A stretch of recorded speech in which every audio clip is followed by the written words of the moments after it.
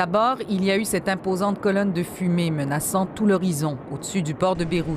Puis, une puissante déflagration et une deuxième. L'explosion a graduellement tout soufflé sur son passage. Du quartier voisin d'Ashrafiyeh à des kilomètres plus loin, dans le quartier central de Hamra, certains ont vu venir l'inéluctable et cherché un abri. D'autres ont carrément été pris par surprise. Sous les décombres, les morts, les blessés, partout. Des milliers d'habitants de Beyrouth, Agar, ont dû se rendre à pied dans les hôpitaux qui ont vite été débordés. Nous étions à la maison, raconte cette femme, et nous avons entendu un bruit comme des feux d'artifice. Nous pensions qu'un conteneur avait pris feu dans le port. Quelques secondes plus tard, nous avons été projetés dans les airs. Selon le ministère de l'Intérieur, les explosions sont probablement dues à des matières explosives confisquées depuis des années. 2700 tonnes de nitrate d'ammonium qui sont restées là dans l'indifférence des autorités.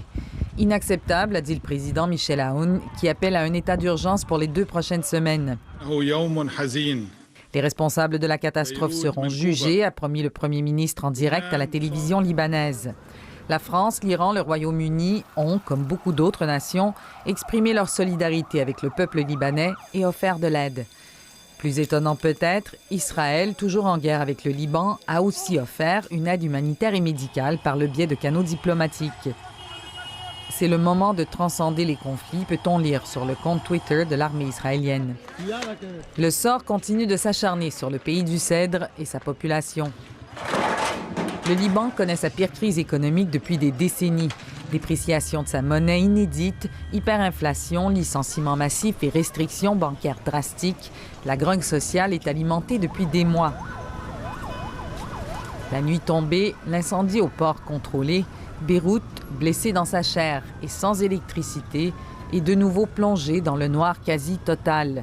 Une nuit qui semble ne plus vouloir faire place à la lumière le jour venu. Ici Marie-Ève Bédard, Radio-Canada, Paris.